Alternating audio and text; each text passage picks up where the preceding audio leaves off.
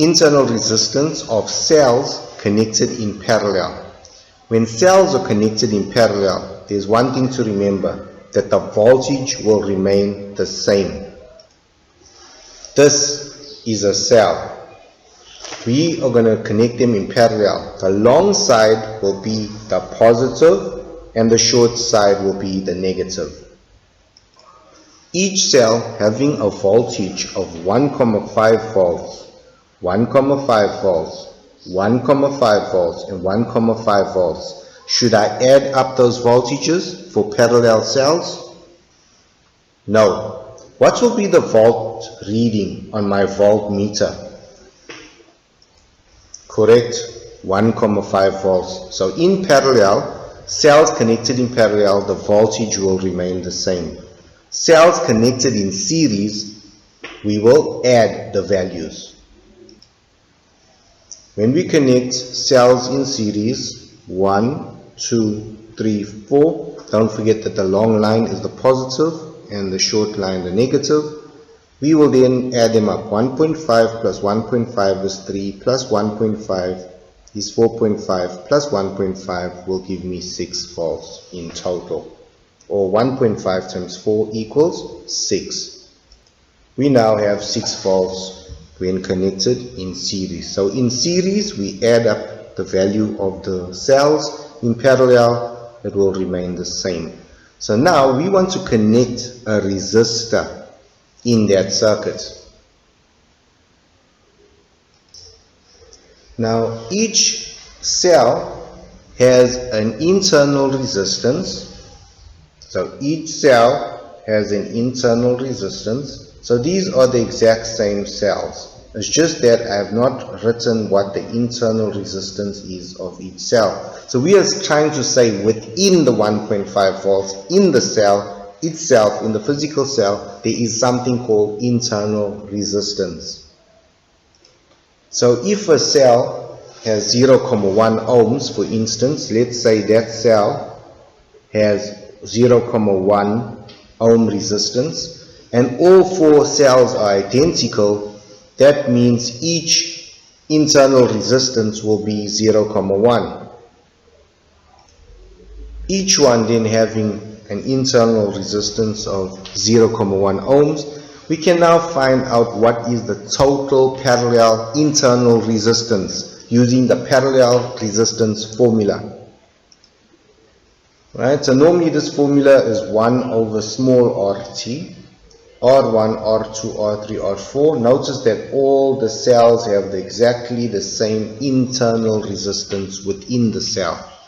So now we can substitute the values 0,1, 0,1, 0,1 and so forth into our equation.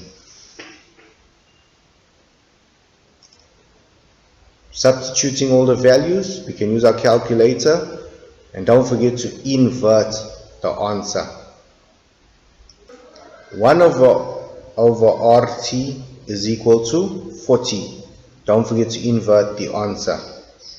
And so we get the final answer. R total is equal to 0,025 ohms.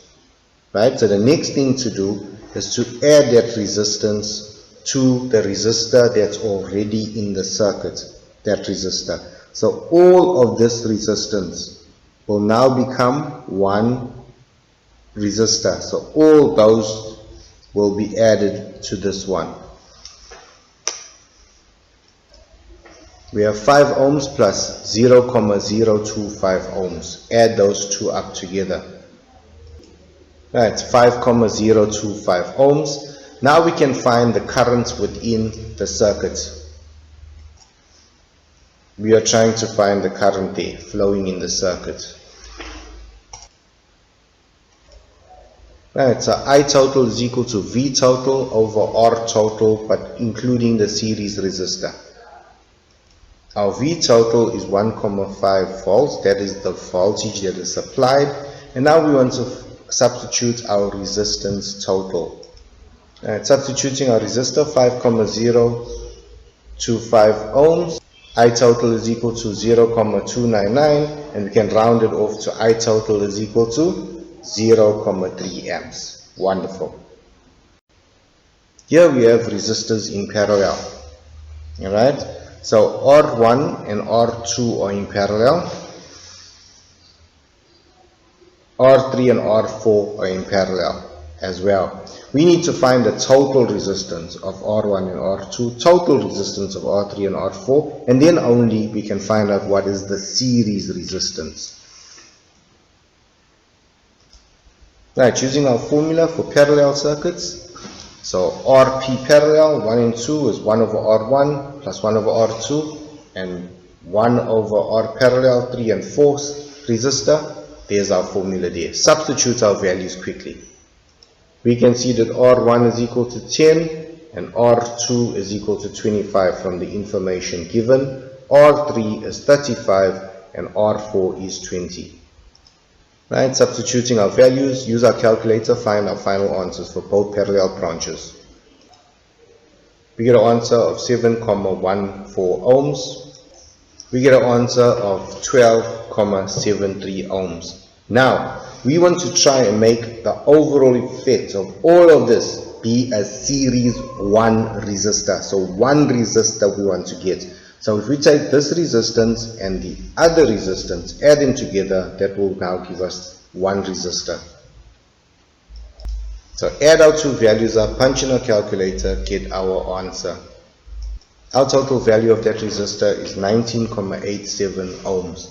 Right, now we can find out what is the current flowing in our circuit, because we know that I is equal to V over R. So V over the total of R. I total is equal to V supply over V total over R total. So I total is equal to V supply over R total. Substitute our values. Our value substituted, punch it into our calculator and get a final answer. I total is equal to 2,42 amps. Okay, and that's how we found the current now flowing in the branch, in the circuit. Good.